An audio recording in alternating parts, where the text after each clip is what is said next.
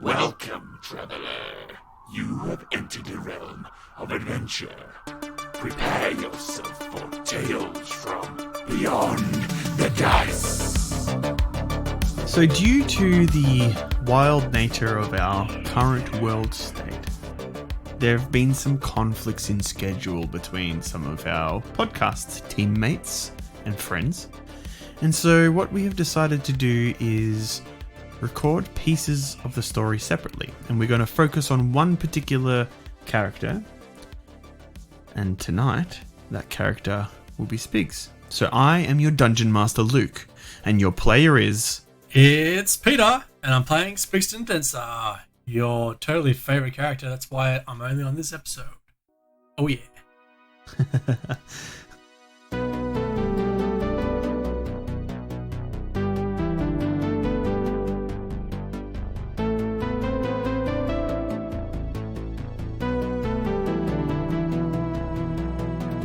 Darkhaven. The dirty, dank streets. The tall towers, apartments, shops, huge skyscrapers surrounding this district.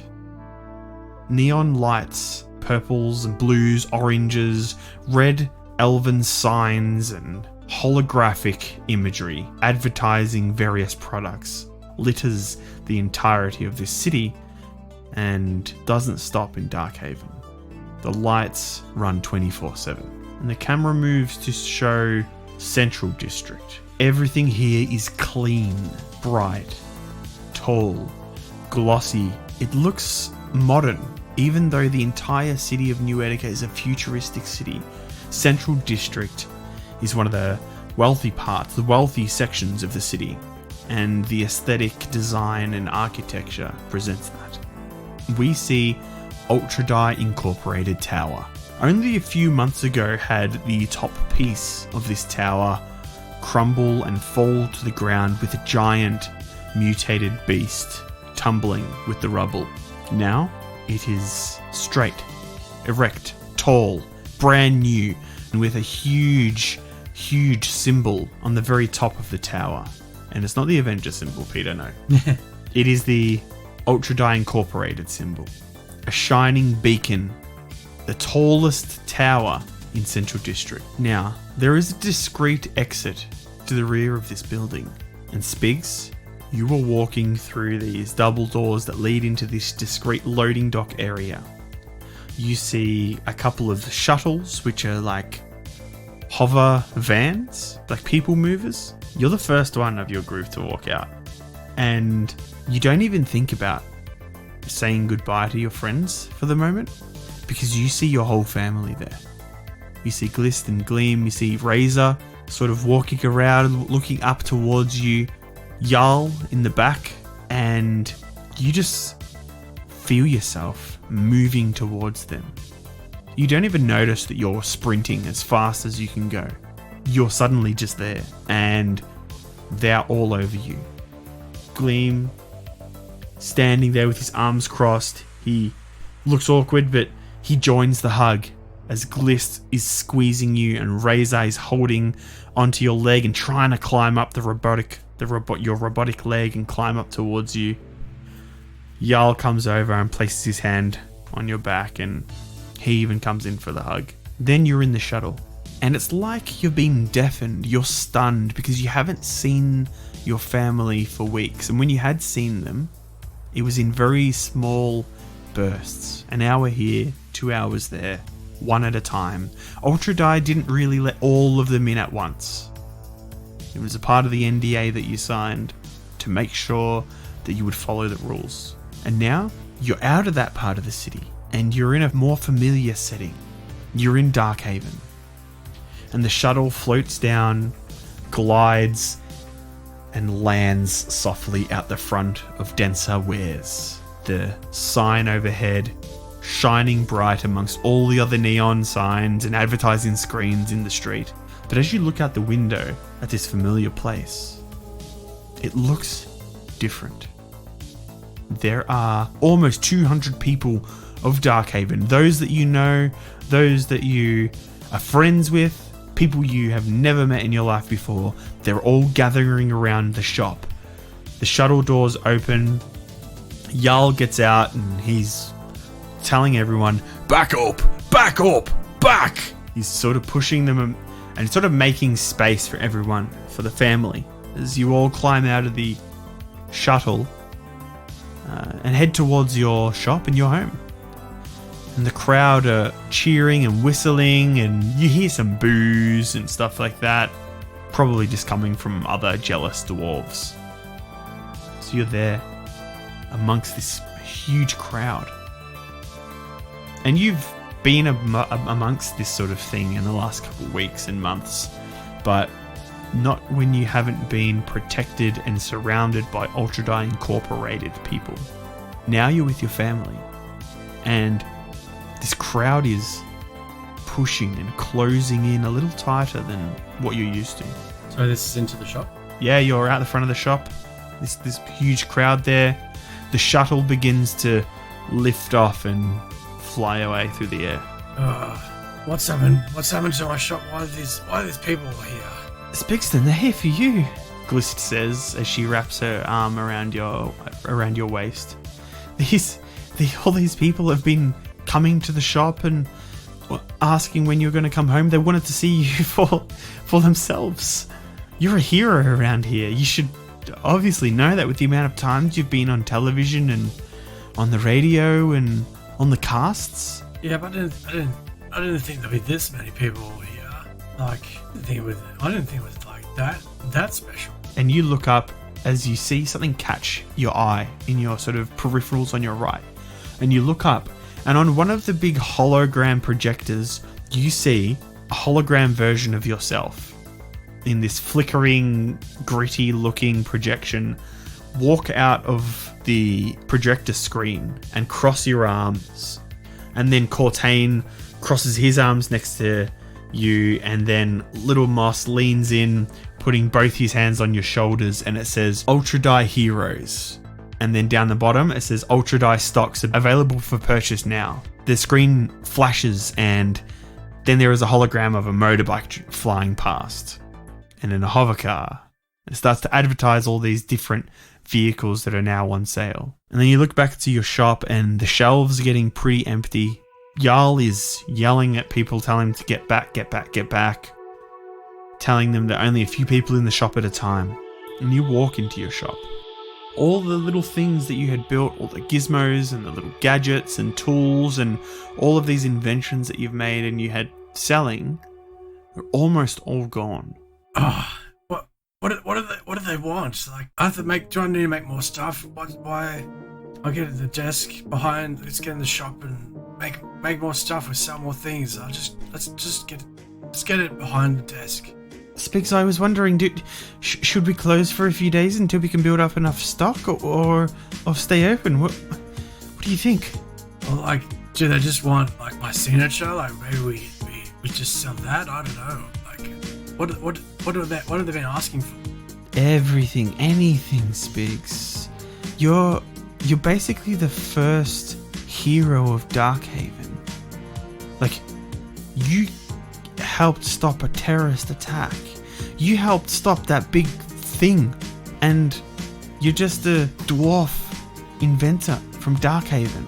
You're not some corporate mercenary or street samurai. You're Spixton Denser, and all these people, they're looking up to you. They want anything you can give them. They've been coming in here wanting to buy your clothes to frame them as memorabilia, Spigs. It's been really difficult, actually. Look, I don't know, like, I can sign things, like, that shouldn't be too hard, right? Yeah, I think maybe we should close the shop for now until you get your footing, and we'll open tomorrow. Maybe tomorrow night we'll open, and hopefully we've been able to build some things, get some things ready. Alright, so I'm just really, it's been a long time. I just want to spend time with you. Let's close up the shop. Yeah, I think that's a good idea. And look, I don't want to alarm you, but we had some of the dwarven clans coming around as well. Now, I don't know if they just want a piece of the fame pie, or if they wanted to offer something substantial, but I just thought I'd let you know that too. Who's come around? We've had the Forge Fathers, the Silversmiths, the Iron Brigands. There were two more, but I can't remember their names. I've written them down up. They'll be upstairs You telling me after I went through all that effort with the Forge Fathers beforehand, and now just because, I just do a normal job and maybe helped out a bit, they're wanting me? Yeah, possibly. I'm not sure, Spigs. We'll have to find out when the time comes. Like, it could be good things for us, but then it depends what they offer. If they want to take our shares in our company, or I don't know. Anyway, let's just go upstairs. We'll find something to watch as a family or something. Sounds. Dad, real quick. Yeah, what's up, Lynn? Do you think it's cool if I still, maybe try and go around to Sensei Masa's place? Because he hasn't been able to teach me much karate since you guys have been, kept in the Ultra Diet place. Is it okay if I maybe go around there in a couple days or something? I want to hang out with you because I haven't seen you for ages, but I just want to make sure it's okay. Yeah, why wouldn't it be okay? Oh, I don't know, I just don't want you to think that I don't want to be around you, because I don't know, I kind of missed you and stuff, Dad. Yeah, you still gotta keep your training up. That's alright. Okay. Just come back home. Just don't spend all your time out in the streets. No. I haven't been hanging out with those dudes anyway. They've been getting in lots of trouble, and I've been staying away from them. So, yeah, should be cool. You can always get in trouble at home, Yeah, Dad, don't say that. And you look, and then Glist is crossing her arms, and she's staring at you guys with shifty eyes. You get after our own no good, you know what I mean, son? Yeah, Dad. What do you want to watch? And you guys begin to just discuss what movie you should watch, how much popcorn you should make, as you guys close up the shop, head upstairs, and spend some time with your family. Now, over the next few days, you've opened the shop, you've been able to make a couple of items and sign some things, and the shop's getting busier and busier and busier. And now we're in the shop. It's probably midday. You haven't had lunch yet. The shop is absolutely packed. Jarl is sort of patrolling the store, making sure that nobody does any thieving, making sure that people don't fight over some of the items that you've been able to make and produce and get ready for the people. Glist is at the counter. There's a huge line. Gleam is packing some stuff in a small crate for someone, closing the lid, passing it off to them. You're constantly flooded with people wanting to ask you things and talk to you, and get all these people asking if they should become mercs, and a lot of dwarves coming in with their kids trying to get autographs and trying to get you to sign their cybernetic arms and get you to sign steel plates and stuff like that. And you are constantly bombarded with all of these people all day for the last couple days. You're not even sure how many days. Could be 5 days, could be 2 days. It's just turned into this massive amalgamation of busyness. And so you've kind of retreated out to the workshop just for a second to get a breather, because you weren't counting, but you probably just signed 35 different things, as well as talk to people and take pictures. And so you're standing out there, and there's all the bits and pieces and components, tools, racks, all that sort of stuff that's out in your workshop. And you constantly hear the door ringing. There's people coming in and people going out. I just need to go for a walk. And Spigs grabs. He opens up. He's got one of those locker, old, super old. It's been looked after, but it's pretty old, ancient. antique locker. Yep. The like a even a input digital number. So he punches in the number and opens up and finds maybe some spare clothes, not what he normally wears, and kind of just puts over a big jacket, yellow jacket, something blend in a bit, cover himself up. Doesn't really look like himself. Yep. Changes his shoes, puts on some different shoes he's not worn for a while. So you change out your actual robot feet, or what? Yeah. No, don't you recall he got it all repaired? No, he covers it up, like he tries and put on. He finds this really really baggy pair of jeans that he used to more like puts that on over his pants. When he wore when he was a teenager. Yeah, not that's like maybe he like when he was like a bit older and he's like lost a bit of weight since he's been doing some work. Yeah. And maybe like because he's like they're not massive chicken legs like the size of like an ATST or something. But so he's able to put it over the top and it's a bit awkward, but at least covers up his obviously robotic legs. And then puts on like a yellow jacket over the top of that goes all the way halfway down his legs anyway. Yep. Does he do the Marvel inconspicuous thing where they put on a cap and then nobody knows who Captain America is? Oh yeah. He puts the cap to hide his goggles and his hair. Look, He's like- Spigs is pretty iconic looking. You know, he has the robot chicken walker legs, a big red robotic arm, spiky white hair, goggles. Like he's pretty. Yeah, takes off the goggles, leaves the goggles behind, puts on a cap, maybe like steals one from Gleam that Gleam has been wearing. Yep. And then like heads out, and it's a bit awkward as well because it's all not used to wearing all this stuff. You hear this little voice, Dad. Oh, Razor? And then you see him crawl out from inside an old oil barrel that's been cleaned out, but you usually just throw random stuff in there. And he walks out. He crawls out of there with a like a little electric screwdriver, but you've replaced the end of it with like a bunch of whirling lights. And he's holding the button down. It's just spinning and changing colors. And he's like, "Dad, this is cool. Dad, where are you going?" Just I'll be back in a minute. I just need some air. It's okay, Razor. I'll be fine. You just stay here. You play with your little sonic screwdriver. I'll be back in a minute. Yeah.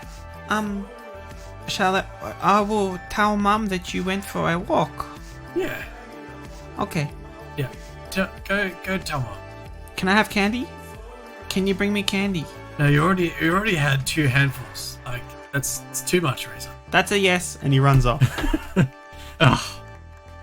He's funny. All right. And then Spigs like goes outside into the streets. The back kind of sneaks out. All right. And it's midday. And it's a little bit after midday, but you're walking through the alleyways and the sort of the back thoroughfares. And as you're walking through, you hear this yelping and barking. And then you hear a bunch of what sounds like teenagers laughing and the sound of crashing trash cans and like steel pipes and stuff like that. And then you look down an alleyway and you see a group of these teens, maybe 16, 17. They look like street punks. You know, one of them has like a big pink mohawk. There's a hobgoblin. There's an orc, a human there, and he's got a pipe and he's smashing it on a garbage can. And there are these 2 small dogs, these scrappy looking dogs. It's like yapping and barking, and all the teens are like throwing stuff at them and laughing. Oi, what you doing? Huh? Get out of here, old man. No, leave those dogs alone. And Spigs like opens up his jacket, yellow trench coat, and he pulls out Thunderfire cannon. They see the gun and they're like, "You're insane, man!" And then you hear another kid go, "Get out of here, guys! Let's go!" And they sprint off, like sort of running around the dogs down the alleyway, and they sprint.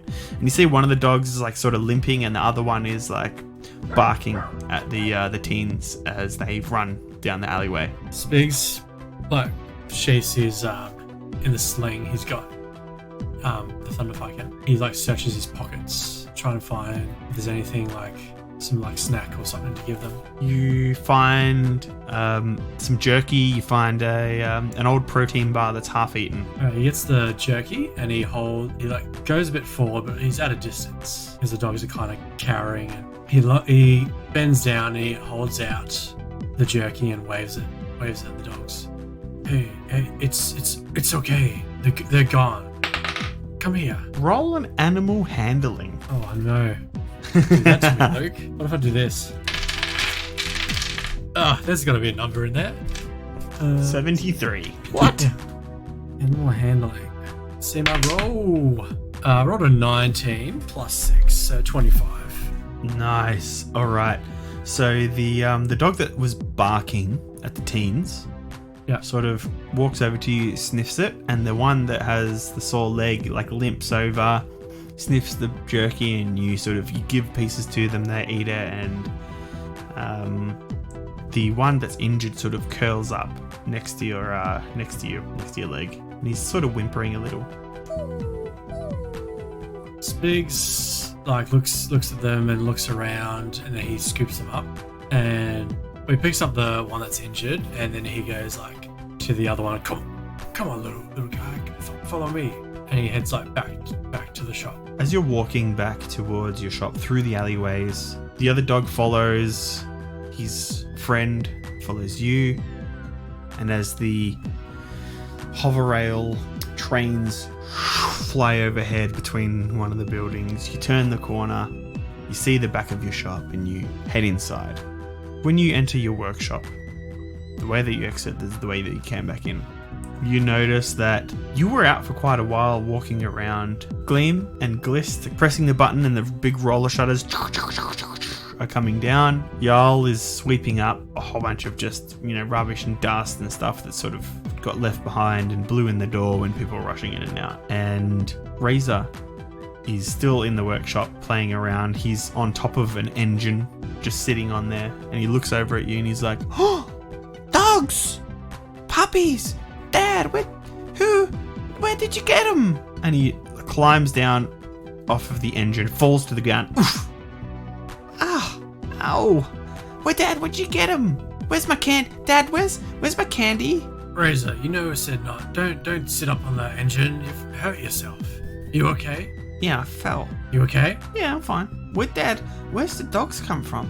They were down the street. Some kids were picking on them. I don't know who. Just come with me. Here, help pick this one up. And there's the other one follow. He's got one in his hand, and he gets Razor to pick up the other one. All right, he picks up the dog. Come with me. Let's take him to Mum. Oh, Dad, she's not gonna be very happy, I think. We'll see. And he walks into the shop. Glist is walking down the aisle, just like checking the shelves and stuff, and then she sees you walking in your bright yellow and orange jacket, a cap on, the big baggy pants, and she's like, I haven't seen you wearing that for a long time, and where did you get the dogs? I just needed some fresh air. I went for a walk. There was this one down the alleys around the corner. These kids were throwing rocks at these dogs, so I scared them off. I don't know who owns them, but I brought them back. They need to, can't just leave them on the street. So look at its legs. Well, she walks over to the one that Razor is just holding above the ground, and she's like, well, they are pretty cute, Spigs. And she like scruffs him behind the ears. Razor goes, yeah, we can keep him. I don't know about that, Razor. We'll have to see. There might be someone's dogs. If they are someone else's dogs, we can't keep them, Razor. It's not fair, is it? Yeah, I guess so. It's not fair if we keep them. Well, at least we get to play with them in the meantime. And he starts to run, puts the dog down, and begins to run, and it chases him around. The other one who's injured, Gleam, comes up, and he's like, what happened to his leg, Dad? Oh no, I found him like this. Man, it's what Darkhaven needs. Like, the Aegis, they're gone now, Dad. And no one's protecting people. And so, like, people can just do whatever they want. And, like, who even hurts dogs like this? As he, like, pats on the the dog's leg. He's like, well, I'll go upstairs and we'll get some stuff ready. Maybe we'll have a look, see if we'll fix this cut. We'll clean it, just in case there's any bad stuff in there, Dad, alright? It's a good idea. Good idea, Gleam. Cool. And he puts his hands out to take the dog. Yeah, he hands Gleam the dog, and he takes off his jacket and hat, and puts the hat back onto Gleam as he's about to head upstairs. Yeah, just takes off the jacket and starts to take off the pants over his chicken legs. Dad, not in here! Why not? Whoa, it's rude. God, no. Razor keeps running around and the dog's chasing him. I still got my shorts on underneath. Okay. Alright. Alright, and as you all go upstairs, you look after the dog's leg and you wrap it in a little bandage, the cut that's on there. And you sit down in your plushy recliner, the old plushy recliner that you've had for about 30-something years, and it creaks a little as you rock back. And you close your eyes just for a second, and you hear people shouting, yelling, and they're shouting your name. And you hear someone yelling out,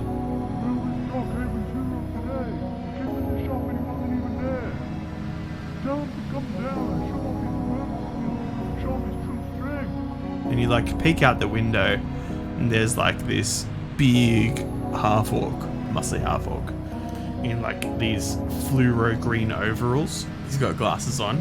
Kind of looks a little bit like Little Moss, but this guy's got like no hair. He's bald completely, and he's like a darker shade of green compared to Little Moss. And he's like, Come on, where's this Spigston hero fella? and all these people are yelling out, Spigston, yeah! And they're all cheering and shit like that as they see you come to the window. Jarl comes to the window as well, and he's like, Spigston, you want me to tell them to bug off? Look, I'll sort them out. They want me. I need to tell them to get lost. They won't leave unless they at least see me. Alright. But if you need me to do it, I'm happy to do it. Thanks, yo. and he goes and he sits down on the couch and grabs an ale out of the cup holder, takes a drink, turns on the TV. So, I don't know if they have a balcony or they just have like a window on the top level in his like bedroom or in the lounge room maybe. Or if the front room is the lounge room, we'll do it that way. There's Probably just a window because there's all the advertising screens and shit all over the place. Yeah. So Spigs opens up the window a bit further, and he's like out looking over the people, and he's like, "Hey, I'm here." Oh, there he is. There's the hero. What are you doing up there, hiding up in a castle like a princess? Look, it's been a long couple of weeks. I'm gonna spend time with my family. And look, all these questions of whether or not it should be Merc, you know, what did I do to, like, how did I track down stuff? Look, it's not easy being Merc. I've nearly died several times. I've risked lives of my own family. It's not a great business. Just leave us alone.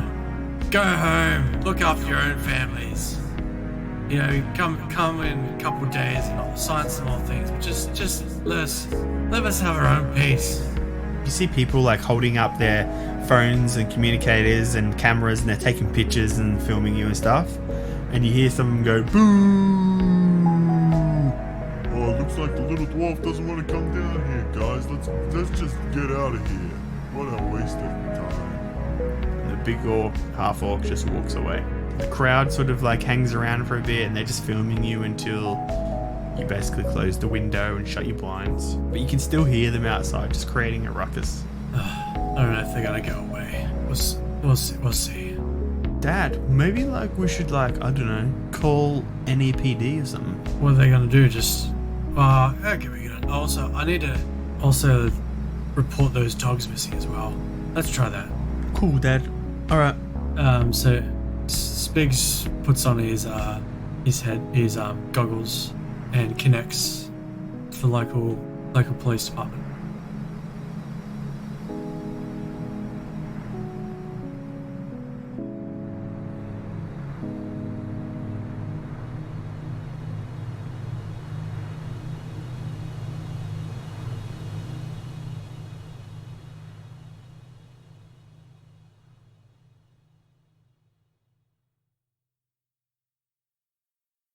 It's a few days later.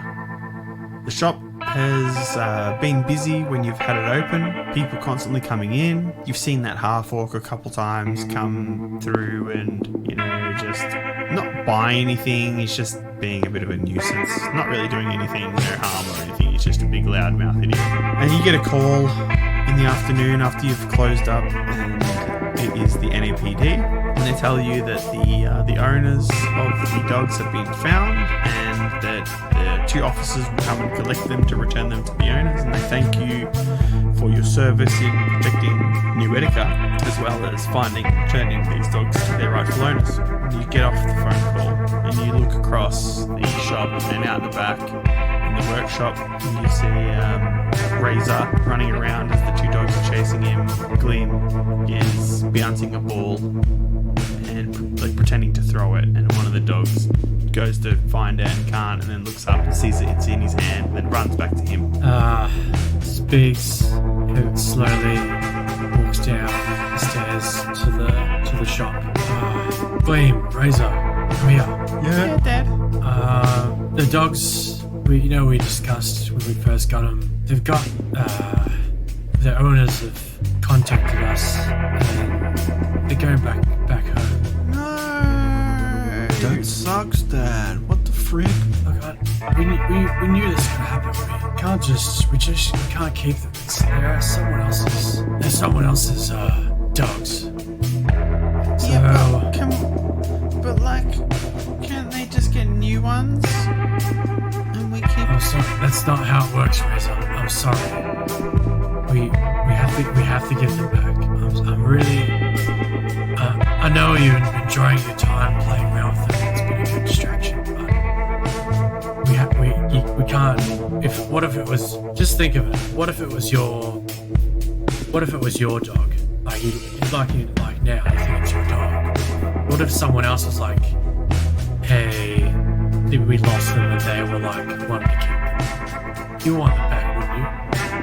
Yeah, but if they were my dogs, Dad, I wouldn't even let them go missing in the first place. What idiots. Yeah, they might have escaped. This sucks, Dad. This sucks. And he just walks out of the room. No, Razor. Yeah. Let him go. You have to give me the dog. He's hugging them. He's like, Dad, no, I'm really sorry. please. Yeah, but you have to let go. He lets them go. He just sits on the ground, crossing his legs, and his hands are on his head. And Sphinx sees him crying. Look, Razor, after this, we'll get one, okay? I promise. Really? Yeah, we'll find our own little pup. Yeah. Okay. Alright? That make you happy? You wait around in the store front until you hear a knocking. You look through the door and you see it's 2 NEPD police officers. One is a human and one is a half-elf. And the human says, Mr. Densu. Yeah? You here for the pups? Yeah. Unfortunately, sir, we are here to collect those dogs. Sorry, sir. We're gonna have to take them. And the other half-elf officer, she's holding 2 of those sort of dog carry case things that are used when you travel. She opens them up and she's like, sir, if you will help us put them in there, we need to transport them back to headquarters. Here you go. And he slides them into the cages. They're whimpering and they don't really want to go in there. They look at you really sad, the dogs, and the officer closes the little doors on them. Thank you, Mr. Denser. She looks around in the shop and says, "I'm a big fan." Done. Do you want me to sign an autograph or what? You guys, you're the real heroes. I was just doing a normal day job, happened to be in the right place at the right time. You guys, look after the streets as much as you can. You're also heroes, so don't worry about being a fan of me. I'm no different to you. Thank you, sir. That's some nice words from you. But No, you saved a lot of people from terrorists, and they might not be around today if you didn't stop that big creature and those people, so thank you. Just get the dogs back to their owners. And he kind of like tries to push them out the door. Close the door. Oh, okay. Thank you, sir. Have a good evening. Bye. As the police officers pack the dogs in the hover patrol car and they take off flying down the street away from denser wares, you close the shop up, close the front door, and you begin to walk away, and you hear some voices outside the shop, and some knocking and some banging. You probably like have only walked about 20 meters. You turn around and you can see through like the camera you can see in the screen of the sort of front counter of your shop, the cameras outside are showing a group of people, and they're like yelling out, "Hey Mr. Spiggs! Hey, we saw you! We know you're in there! Come out! I want you to sign my hoverboard! Please, come on, man! Come on, don't do us dirty, come on!" Get lost! We're closed! No, we just saw you, man, come on! Come on, man, sign his hoverboard! Come on, man! Come back tomorrow! And they keep shouting and yelling and knocking on the door, and Razor says, "Who's that, Dad? Who is it?" Look, if you don't get lost, I'll have to call the police back. Whatever, man. You suck, dude. Good. Get lost. You hear someone kick your security fences that go over your shop windows, and then you hear like, "This guy sucks. Let's get out of here." Dad, who are they? It's okay, Razor. They're just some nobodies that thinking just couldn't wait till tomorrow for me to sign something. It's okay, we're safe. He picks up Razor and takes him upstairs. Holds him and takes him upstairs. Right, you climb the stairs and you get up to your house above the shop. Your apartment above the shop. And Gleam you see him in there and he looks at you and he like frowns and he just quickly walks off to his room and you hear his door shut. And Jarl looks up at you and he says, "Spixon, you done the right thing. Okay, don't worry about him. He'll be fine in a few days." I know. I just wish we could relax. Don't get much sleep nowadays. Glist comes and hugs you from behind, and she puts her head between your shoulder blades, and she says, "Spixon, it's getting crazier since you've been back, and I know that you haven't been sleeping well, and all these people are worrying you, and I know you've been working on some things for the shop, but it's not really what you want to be doing. I think you really need to go and let off some steam.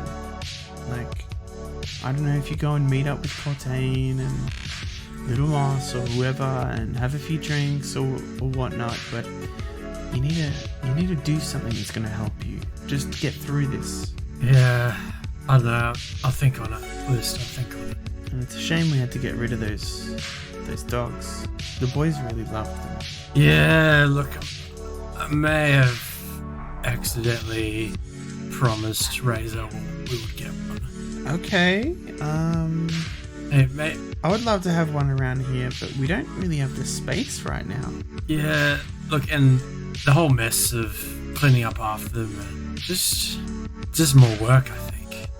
Maybe it'd be easier if I just built something they can like play around with, like a dog, but more, maybe like a little robot hound.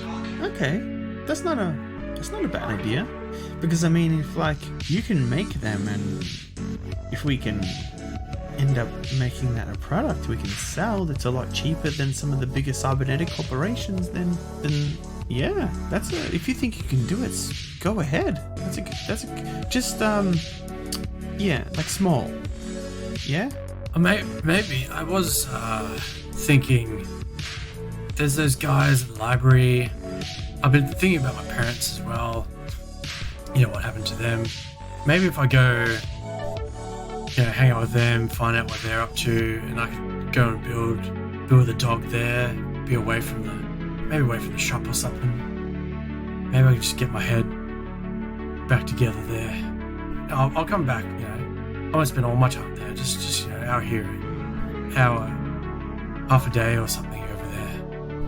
Just and then shop won't be as busy. We can start making more stuff to sell. Won't be so much stress. Yeah, okay. That's probably a good idea. You got to get out of here and go see some different sites and take a little break. Just be safe, Spigs. Thanks for the start. I will. You know I will.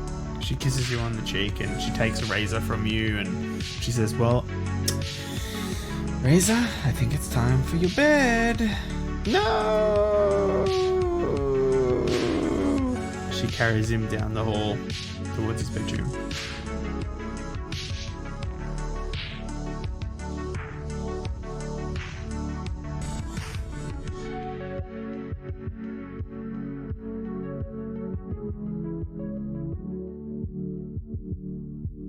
Darkhaven Library. This old, dark greystone building. These steps leading up to the huge landing where all the pillars are and the two massive doors that lead to inside the library.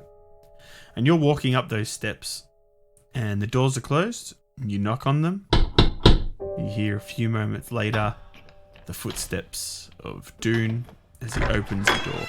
Ah, Spigston. How are you, my friend? Good. Was it June? Dune, yes. Dune. Yeah, look, I have a couple of questions, and I just also need to get away from the shop. Is it cool if I come inside? Absolutely, Lorian will be pleased that you have arrived. So Spigs heads inside. Yep, he closes the door behind you and you walk towards that sort of central area of the library underneath the huge glass dome roof that's covered in sort of grime. There's a whole bunch of lights with those green glass top lights that they have in libraries and stuff like that. A few desks and things, and Lorian is hunched over a book and he's flipping through the pages and reading things and such. And Dune says, Lorian, look who has come to visit us. He needs a break from life as a famous man. I have read the articles and seen you on the television, Spigston. Good job. Yeah, look, let's not talk about that. I just came here to get away from all that crap. You guys, have you got like somewhere I could like do some work? I want to just spend some time here, blow off some steam. And I'm gonna build a pet for my kids. Is that cool? Oh, Spigston, yes, absolutely. Follow me down this way, through here. There is a section that, when the library was a functioning library, we would bring in various, boxes and crates full of books and tomes and such. That should be a perfect area for you to set up. There's a few benches and stuff. Also, I'd like to thank you very much for bringing us those keys, or sending them to us, I should say. Someone from Ultradie Incorporated came down and they were pleasant enough, and they gave us the keys after you guys had obviously instructed them to do so. Yeah, I also came here to talk about the plan with the what do you call the group my parents were part of? Oh, yes, the Keepers of Law. Ah, yeah, Keepers of Law. Yes. Look, I want to find out more what they were doing and get more, connected and find out what happened to them. So for the meantime, anyway, I'd like to help out with whatever going on with that Keepers of Law. Okay, well, we have recently made a small discovery, and I believe that there is a magical item in this city somewhere. This magic item was in our possession. It's been a long day. And somebody we used to work with stole it and left us. and we believe that he is in Darkhaven somewhere, possibly in one of the other sectors, not your section of Darkhaven, possibly North Darkhaven or Azuma Kabitai? Yes, we believe that he's there, and he shouldn't be too hard to miss. If you are happy, we are wanting somebody to go and see if they can find this individual for us and then come back, let us know if they found him or not. Would you be willing to help us with such a task? So is he the one that stole your things, or? Yes, but you're not to approach him, Yeah. just to act as a scout to find this person and then come back to us and let us know if you believe you have found him or not. I guess I could do that. Do I need to get some sort of disguise? Like, I don't want like to be crowded with fans and stuff there, or? Oh, yes, that's a good point. Can't you use your magic or something? Maybe disguise me up? I actually could, but it might not run for enough time. The spell that I have runs for about an hour or so. But there are many things here that we could use to help you disguise yourself as you do this. I've got a very cool hat you could wear. It's maybe a little flamboyant, but you could borrow it if you wish. Anyway, this person's name is Lokag. They are a Goliath, like Dune here, one of our acquaintances. Was a friend. I believe that they are in North or the Eastern Darkhaven sectors. So that's where you can start. Also, this person, Lokag, he is an incredible fighter, so that might be a good place to look, as in fighting rings and that sort of thing. Yeah. In the meanwhile, Dune, would you mind getting the loading dock area prepared and set up for Spigston to do some work when he needs some time away from his shop? I would absolutely love to prepare that area for you. Spigston, watch out. This Lokag, he is a good man, but sometimes he cannot be trusted. And Dune just walks away. Alright, well, I think I'll grab my tools. I brought Chevy around, so is it cool if I bring in my stuff? Oh, absolutely. Feel free. Alright, so Spigs heads out and starts bringing in the tools and stuff. Set up a shop. Alright. And you set up all your things in the shop you set up all your things in the loading area inside, like the inside sort of warehouse area of the Darkhaven library. And Dune has put a whole bunch of lights and lamps and swept up the area. He's turned on a little fridge and told you that he has placed various soft drinks and that sort of thing in there. As you begin to tinker away, you pull out this new thing that you've been working on. Your thunder cannon was always a trusty weapon and a valued companion. But you had some ideas when you were at Ultradie for something bigger and better. Something that will help you if you ever return and work as a mercenary. And so you pull out the lead belcher, or what is the beginning of the lead belcher. And you start to tweak. You start to replace pieces and you look down the barrel to make sure that it's completely straight. And then we cut back to Lorien and Dune. As Lorien, continually going through his book, reading, Dune sits down in an armchair. He reaches into his waistcoat pocket and he pulls out this old picture. It's been folded multiple times. It's got plenty of creases and the corners are all bent and worn away. And it's a picture of Dune. He's wearing a brown leather jacket with the sort of Sherpa fur, like the sheep fur around his neck. He's got a golden sort of misshapen star on his chest and a bandolier of shotgun shells. He's got his arm on a taller man's shoulder, a large Goliath. The Goliath is wearing a cowboy hat that has a star on it as well, and he's holding a huge hammer on his shoulder. And this hammer looks like an anvil on a pole, and they're standing in front of this old dusty, there's this orange dust on the ground and sort of in the crevices of this old building that's made out of orangey brick and wood, and it says sheriff's office in signs from highways and stuff that has been cut up and placed. And there's a big star next to it that has all these globes that some are not working, some are turned on, some are broken. And he puts the photo, sort of rests it against his chest, and then he calls out, Spigston, I've found an image of this low-cag fellow. I'll bring it in just a moment. As he walks over to a photocopier and he places the photo down on there, the white light go from the left to the right, and he pulls out the photo that's been folded in half just to show this low-cag, this other Goliath, tucks it away in his pocket, and he pulls free the A4 piece of paper as he walks towards your workshop. And that's where we'll end it. Cool.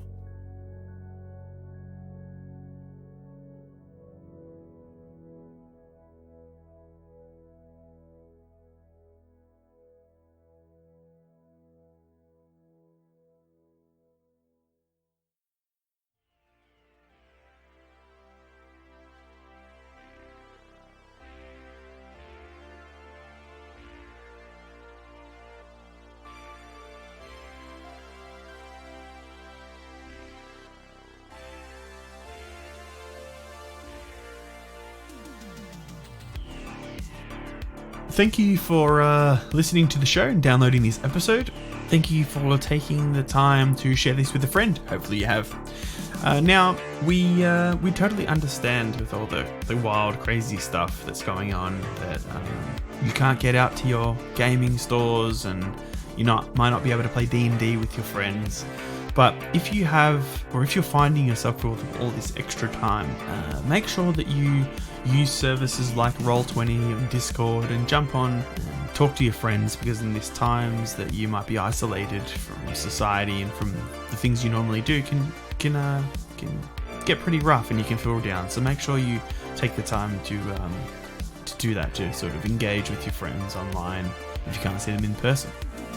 And also, it's a perfect time to tell them to listen to Beyond the Dice. So, while you're there, plenty of spare time in this crazy, futuristic, post-apocalyptic, cyberpunk world.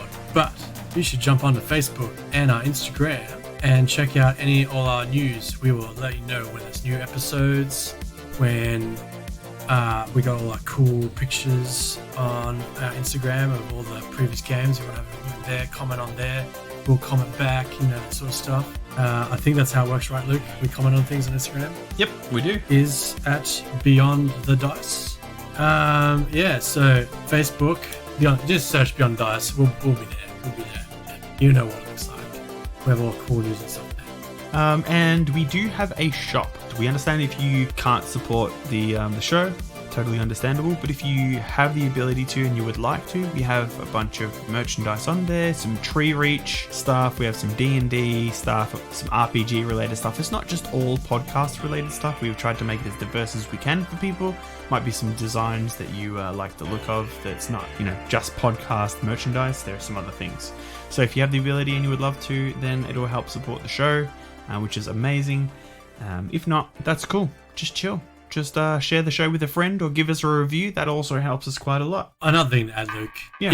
If in this semi-post-apocalyptic pandemic world of ours, and you end up running out of shirts, you can't go down the shops, you could always jump onto that print barn, print them off, get some sweet shirts. They are super comfortable. I will never buy a shirt from another shop. I'm just going to buy more shirts from them. And get Luke to post some stuff, make some stuff for me. And they're going to be on there as well. So, yeah.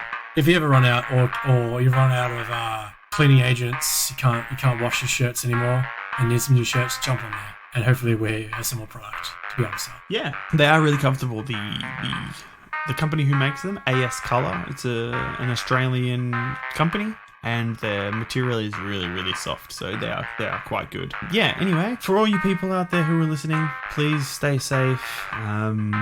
Just keep going on, guys. Just jump online, play D&D with your friends, or try Dota 2 if you haven't. That's pretty fun. We will get there. We will survive. We'll all get through all this junk. And thank you, Valve, for supporting the show, for sponsoring us after I just suggested people play Dota 2. I wish. See you later. Bye.